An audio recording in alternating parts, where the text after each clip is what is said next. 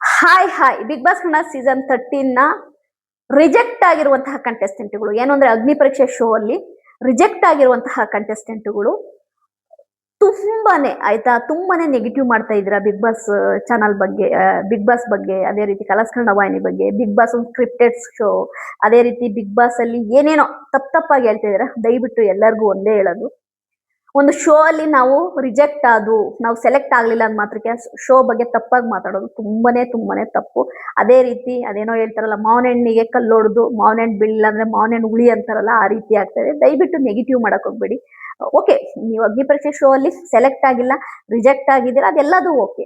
ದಯವಿಟ್ಟು ನಾನು ಹೇಳೋದೇನು ಗೊತ್ತಾ, ಬೆಟರ್ ಲಕ್ ನೆಕ್ಸ್ಟ್ ಸೀಸನ್ಗೆ ಟ್ರೈ ಮಾಡಿ. ಅದು ಬಿಟ್ಟು ನೆಗೆಟಿವ್ನ ಸ್ಪ್ರೆಡ್ ಮಾಡೋದು, ಬಿಗ್ ಬಾಸ್ ಬಗ್ಗೆ ತಪ್ಪಾಗಿ ಮಾತಾಡೋದು, ಶೋ ಬಗ್ಗೆ ಇಲ್ದಿದ್ದ ಸಲ್ದಿದ್ದ ಆರೋಪಗಳನ್ನ ಹೊರ್ಸೋದಿದೆಯಲ್ಲ, ಇದು ತುಂಬಾ ತಪ್ಪು. ಇದನ್ನ ಯಾರೂ ಮಾಡಕ್ ಹೋಗ್ಬೇಡಿ. ಬಿಗ್ ಬಾಸ್ ಅನ್ನೋದು ಒಂದು ರಿಯಾಲಿಟಿ ಶೋ, ಒಂದು ಕಮರ್ಷಿಯಲ್ ಶೋ. ಬಿಗ್ ಬಾಸ್ ಖಂಡಿತವಾಗ್ಲೂ ಆಯ್ತಾ, ಒಂದಲ್ಲ ಒಂದು ದಿನ ನಿಮ್ಗೂ ಕೂಡ ಚಾನ್ಸ್ ಸಿಗುತ್ತೆ.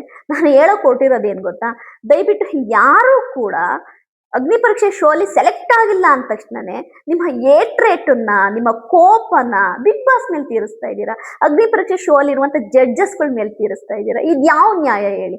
ಅಗ್ನಿ ಪರೀಕ್ಷೆ ಶೋ ಅಲ್ಲಿ ಏನು ನಮ್ಮ ಸಂಗೀತ ಶೃಂಗೇರಿ ಅವರು ಇದ್ದಾರೆ, ಅದೇ ರೀತಿ ವಿನಯ್ ಗೌಡ ಇದ್ದಾರೆ, ಅದೇ ರೀತಿ ಶ್ರುತಿ ಮ್ಯಾಮು, ಚಂದನ್ ಶೆಟ್ಟಿ ಇವರೆಲ್ಲ ಇದ್ದಾರೆ. ನೀವು ಇವಾಗ ನಮ್ಮ ಸಂಗೀತ ಶೃಂಗೇರಿ ಅವರಿಗೆ ನಿನ್ನ ಜಡ್ಜ್ ಸ್ಥಾನದಲ್ಲಿ ಕೂರಕ್ಕೆ ಲಾಯಕ್ಕಿಲ್ಲ, ಹಾಗೆ ಹೀಗೆ ಅಂತೆಲ್ಲ ಸಂಗೀತ ಶೃಂಗೇರಿ ಅವ್ರಿಗೆ ಹೇಳ್ತಾ ಇದ್ದಾರೆ.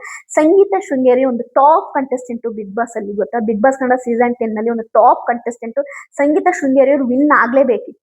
ಬಟ್ ಅನ್ಫಾರ್ಚುನೇಟ್ಲಿ ಆಗಲಿಲ್ಲ. ಬಟ್ ಸಂಗೀತ ಶೃಂಗೇರಿ ತಗೊಂತಿರುವಂತಹ ನಿರ್ಧಾರ ಏನಿದೆ ಅಗ್ನಿ ಪರೀಕ್ಷೆ ಶೋ ಅಲ್ಲಿ ಖಂಡಿತವಾಗ್ಲೂ ಕರೆಕ್ಟ್ ಆಗಿದೆ.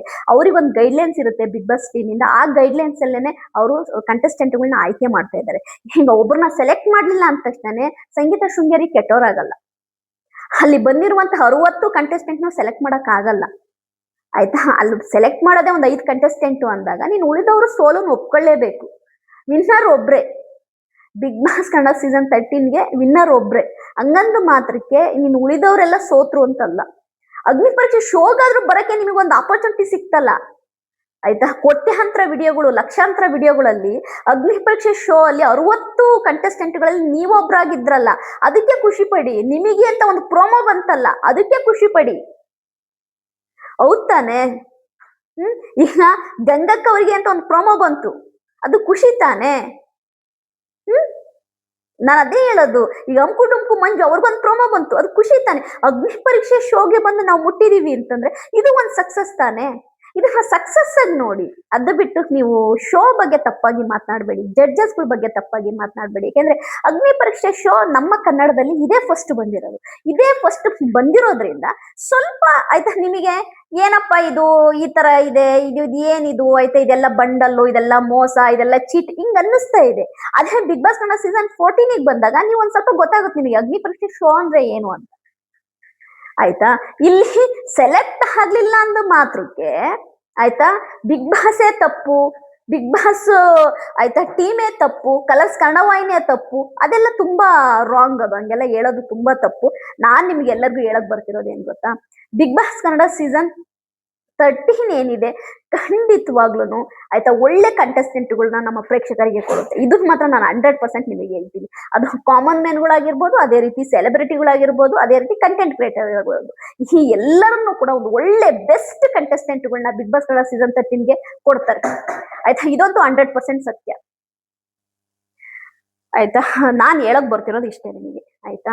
ಬಿಗ್ ಬಾಸ್ ಕನ್ನಡ ಸೀಸನ್ 13ಗೆ ಬೆಸ್ಟ್ ಕಂಟೆಸ್ಟೆಂಟ್ಗಳು ಬರ್ತಾರೆ. ಬೆಸ್ಟ್ ಅಂದ್ರೆ ಬೆಸ್ಟ್ ಕಂಟೆಸ್ಟೆಂಟ್ಗಳು ನೀವೆಲ್ಲರೂ ಇಷ್ಟಪಡ್ತೀರಾ. ನಾನಂತೂ ಖಂಡಿತವಾಗ್ಲೂ ವೆಯ್ಟ್ ಮಾಡ್ತಾ ಇದ್ದೀನಿ ಬಿಗ್ ಬಾಸ್ ಕನ್ನಡ ಸೀಸನ್ 13ಗೆ ಯಾವ ರೀತಿ ಕಂಟೆಸ್ಟೆಂಟ್ ಬರ್ತಾರೆ, ಹೇಗಿರ್ತಾರೆ, ಇದೆಲ್ಲನೂ ನೋಡಕ್ ನಾನಂತೂ ಕಾಯ್ತಾ ಇದ್ದೀನಿ.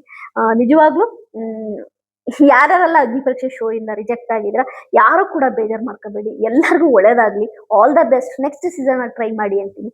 ಅದೇ ರೀತಿ ಜಡ್ಜಸ್ ಯಾರಿದ್ದಾರೆ ಅಗ್ನಿ ಪರೀಕ್ಷೆ ಶೋ ಅಲ್ಲಿ, ಜಡ್ಜಸ್ ಯಾರಿದ್ದಾರೆ ಅವ್ರು ಯಾರನ್ನು ನೆಗೆಟಿವ್ ಮಾಡಕ್ ಹೋಗ್ಬೇಡಿ. ಅವ್ರದೊಂದು ಜಾಬು, ಅವ್ರಿಗೊಂದು ಕೆಲಸ ಕೊಟ್ಟಿದ್ದಾರೆ ಬಿಗ್ ಬಾಸ್ ಟೀಮ್, ಅದನ್ನ ಅವ್ರು ಕರೆಕ್ಟ್ ಆಗಿ ಮಾಡ್ತಿದ್ದಾರೆ. ಯಾರು ಸೆಲೆಕ್ಟ್ ಮಾಡ್ಬೇಕು, ಯಾರನ್ನ ಸೆಲೆಕ್ಟ್ ಮಾಡಬಾರ್ದು, ಅದೆಲ್ಲ ಒಂದು